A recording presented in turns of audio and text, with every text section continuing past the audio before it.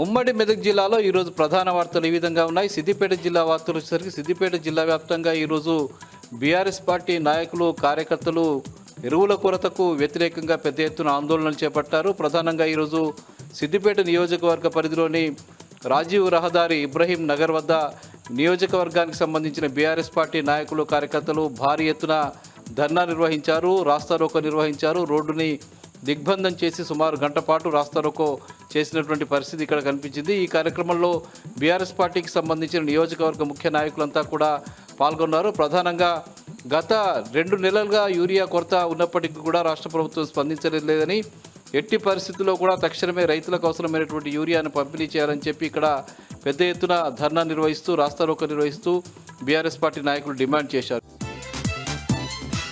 ఇక మరోవైపు అటు దుబ్బాక నియోజకవర్గ పరిధిలోని భూంపల్లి ఎక్స్ రోడ్డు వద్ద కూడా దుబ్బాక నియోజకవర్గానికి సంబంధించిన బీఆర్ఎస్ పార్టీ నాయకులు రైతులతో కలిసి పెద్ద ఎత్తున ఆందోళన చేశారు. ముఖ్యంగా ఈ కార్యక్రమాన్ని స్థానిక ఎమ్మెల్యే కొత్త ప్రభాకర్ రెడ్డి ఆధ్వర్యంలో నిర్వహించడం జరిగింది.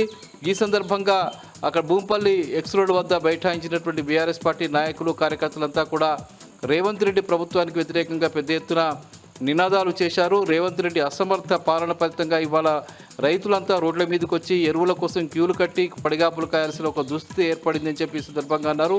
ఈ సందర్భంగా కొత్త ప్రభాకర్ రెడ్డి మాట్లాడుతూ రేవంత్ రెడ్డి ప్రభుత్వం అవలంబిస్తున్నటువంటి విధానాల ఫలితంగా రేపు యూరియా బస్తాలే ఆయనకు ఉరితాళ్లుగా మారిపోతాయని చెప్పి ఆయన ఈ సందర్భంగా చెప్పడం జరిగింది. వారం రోజుల్లోగా యూరియాకు సంబంధించి అవసరమైన మేర పంపిణీ జరగకపోతే అవసరమైతే కలెక్టరేట్లు ముట్టడిస్తామని, అట్లాగే సచివాలయాన్ని కూడా ముట్టడిస్తామని, చివరికి కాంగ్రెస్ పార్టీకి సంబంధించిన నాయకుల ఇండ్లను కూడా ముట్టడిస్తామని చెప్పి ఆయన ఈ సందర్భంగా హెచ్చరించడం జరిగింది. ఈ సందర్భంగా పోలీసులు ఈ కార్యక్రమాన్ని వివరం చేయడం కోసం కూడా విస్తృతంగా ప్రయత్నం చేశారు. వివిధ ప్రాంతాల్లో చెక్ పోస్టులు పెట్టి అక్కడికి రైతుల్ని రాకుండా, బీఆర్ఎస్ పార్టీ నాయకుల్ని రాకుండా కూడా అడ్డుకున్నారు. ఇన్ని చేసినా కూడా పెద్ద ఎత్తున బీఆర్ఎస్ పార్టీ నాయకులు కార్యకర్తలు 2 చోట్లకు భారీ ఎత్తున తరలి వచ్చి కార్యక్రమాన్ని విజయవంతం చేశారు. ఇక కూడవెల్లి వాగు వద్ద ఈరోజు ఎమ్మెల్యే కొత్త ప్రభాకర్ రెడ్డి నీళ్లకి ప్రత్యేక పూజలు చేశారు. కూడవెల్లి వాగు గత 2 రోజులుగా ఉధృతంగా ప్రవహిస్తూ ఉన్నటువంటి పరిస్థితి ఉంది. అన్ని చెక్ డ్యాములు నింపి పెద్ద ఎత్తున నీళ్లు ప్రవహిస్తున్న నేపథ్యంలో అక్కడ భూంపల్లి బ్రిడ్జ్ వద్ద ఎమ్మెల్యే కొత్త ప్రభాకర్ రెడ్డి బీఆర్ఎస్ నాయకులు కార్యకర్తలు నీళ్లకు ప్రత్యేకమైన పూజలు చేసి ఆహ్వానించడం జరిగింది. ఇక మెదక్ జిల్లా వార్తలు వచ్చేసరికి ఈరోజు చిన్నశంకరంపేట, చేగుంటలో రైతులు యూరియా కోసం పెద్ద ఎత్తున క్యూలు కట్టినటువంటి పరిస్థితి. చేగుంటలో సుమారు కిలోమీటర్ మేర రైతులంతా కూడా ఈరోజు ఉదయం నుంచి ఎరువుల బస్తాల కోసం పెద్ద ఎత్తున క్యూలు కట్టి నిలబడినటువంటి పరిస్థితి. ఈ క్రమంలో దుబ్బాకకు వస్తున్నటువంటి స్థానిక ఎమ్మెల్యే కొత్త ప్రభాకర్ రెడ్డి ఆ క్యూ లైన్లను చూసి అక్కడికి వెళ్ళి రైతులను పలకరించారు, రైతుల సమస్యని అడిగి తెలుసుకున్నారు. ఈ సందర్భంగా కొత్త ప్రభాకర్ రెడ్డి మాట్లాడుతూ ఇంత దుస్థితి తానెన్నడూ చూడలేదని, గతంలో అంటే కేసీఆర్ ప్రభుత్వ హయాంలో 10 సంవత్సరాలు రైతులకు ఎప్పుడు అవసరం ఉంటే అప్పుడు యూరియానిచ్చే విధంగా చర్యలు తీసుకుని రైతులను ఆదుకున్న పరిస్థితి ఉందని, రేవంత్ రెడ్డి ప్రభుత్వానికి పాలన చేత కావడం లేదని చెప్పి ఈ సందర్భంగా చెప్పారు.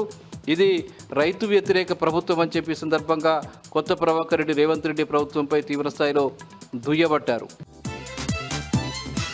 ఇక సంగారెడ్డి జిల్లా వార్తలు వచ్చేసరికి ఆందోళన నియోజకవర్గంలో ఈరోజు మాజీ ఎమ్మెల్యే క్రాంతి కిరణ్ పర్యటించారు. ముఖ్యంగా సింగూరు గురుకుల పాఠశాలలో నిన్న విషజ్వరాలకు గురైనటువంటి విద్యార్థులను ఆయన పరామర్శించారు. అక్కడ గురుకుల పాఠశాలకు వెళ్ళి అక్కడ పరిస్థితులను కూడా ఆయన అడిగి తెలుసుకున్నారు. విద్యార్థులతో ఆయన మాట్లాడడం జరిగింది. ఈ పాఠశాలలో సుమారు 150 మంది విద్యార్థులు విషజ్వరాలతో ఇబ్బంది పడ్డటువంటి విషయాన్ని ఆ పాఠశాలకు సంబంధించిన ఉపాధ్యాయ వర్గం కూడా గోప్యంగా ఉన్న విషయం తెలిసిందే. నిన్న సాయంత్రం ఈ విషయం బయటపడడంతో హరీష్ రావు దాన్ని ఎక్స్ వేదికగా ఆయన విద్యార్థుల పరిస్థితిని బయటపెట్టడం జరిగింది. ఈ నేపథ్యంలో ఈరోజు మాజీ ఎమ్మెల్యే క్రాంతి కిరణ్ అక్కడికి వెళ్ళి విద్యార్థుని పరామర్శించారు, అక్కడ పరిస్థితిని తెలుసుకున్నారు. తక్షణమే విద్యార్థులకు అవసరమైనటువంటి వైద్య సదుపాయాన్ని కూడా కల్పించాలని చెప్పి ఈ సందర్భంగా ఆయన డిమాండ్ చేశారు. ఆ పాఠశాల నిర్వహణ సక్రమంగా లేకపోవడం వలన ఇదంతా జరుగుతుందని చెప్పి ఆయన సందర్భంగా చెప్పారు. విద్యార్థుల ఆరోగ్యానికి ప్రాధాన్యతనివ్వాలని చెప్పి ఆయన కోరడం జరిగింది. అక్కడ అపరిశుభ్ర వాతావరణం ఫలితంగానే ఇదంతా జరుగుతుందని చెప్పి ఆయన సందర్భంగా అన్నారు. ప్రభుత్వం గురుకుల పాఠశాలను పట్టించుకోకపోవడం వల్లే ఇలాంటి పరిస్థితి ఏర్పడుతుందని చెప్పి క్రాంతి కిరణ్ ప్రభుత్వ వైఖరిని తీవ్రస్థాయిలో దుయ్యబట్టారు.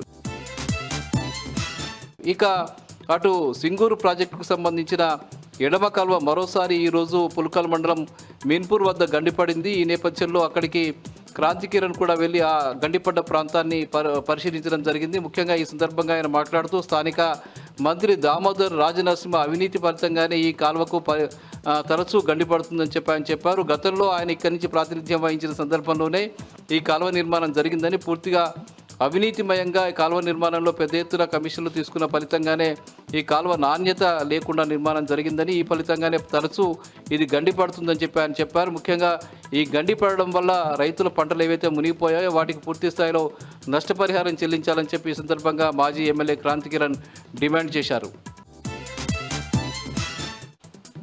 ఇక నారాయణఖేడ్ నియోజకవర్గంలోని జుక్కల్ జ్యోతిబా గురుకుల పాఠశాలకు సంబంధించిన విద్యార్థులందరికీ కూడా కొంత అంటువ్యాధులు ప్రబలి తీవ్రమైనటువంటి ఇబ్బందులు ఎదుర్కొన్న పరిస్థితి నెలకొంది. అక్కడ కొంత దురద దద్దులు వచ్చి విద్యార్థులంతా కూడా ఇబ్బందులు ఎదుర్కొన్నారు.